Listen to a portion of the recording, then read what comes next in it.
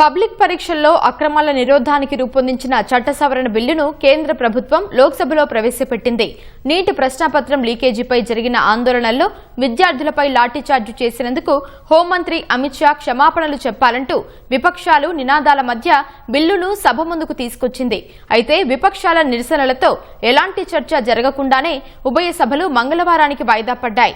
Lok Sabha speaker Om Birla అధికార విపక్ష సభ్యులతో చర్చించి సయోధ్య కుదిర్చారు. రేపు లోక్సభలో చర్చ జరిగే అవకాశం ఉంది.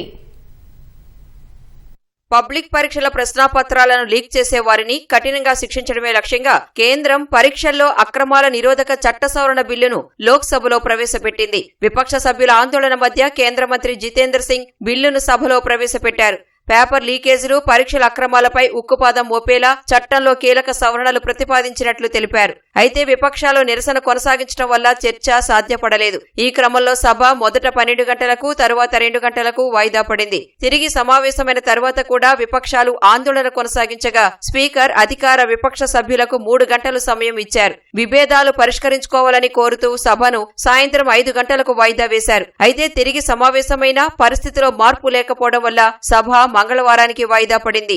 రాజ్యసభలోనూ ఇదే పరిస్థితి కనిపించింది. నీటి ప్రశ్నాపత్రం లీకేజ్ పై ఆందోళన చేసిన విద్యార్థులపై లాఠీచార్జిపై చర్చ జరగాలని విపక్షాలు పట్టుబట్టాయి. వారి నిరసనల మధ్య సభ 3 సార్లు వాయిదా పడింది. మధ్యాహ్నం 3 గంటల సమయంలో బిల్లును సభలో ప్రవేశపెట్టి చర్చించేందుకు సభ్యులు సహకరించాలని రాజ్యసభ ఉపాధ్యక్షుడు హరివంశ్ సింగ్ కోరినప్పటికీ విపక్ష సభ్యులు ఆందోళన కొనసాగించారు. ఈ క్రమంలో సభ సాయంత్రం 5:15 వాయిదా పడింది. తిరిగి సమావేశమైన తర్వాత చర్చకు సహకరించాలని పార్లమెంటరీ వ్యవహారాల శాఖ మంత్రి కిరణ్ రిజిజు విపక్షాలను మరోసారి కోరారు. Public examination prevention of unfair means इतना इम्पोर्टेंट बिल लेके आया है.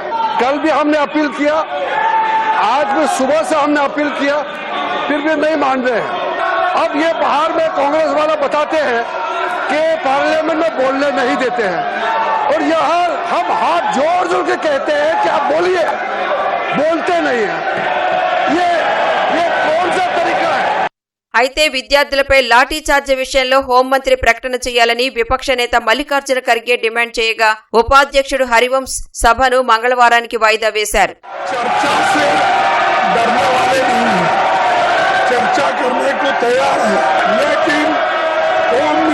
सदन में आके स्टेटमेंट करना चाहिए और जो लाठी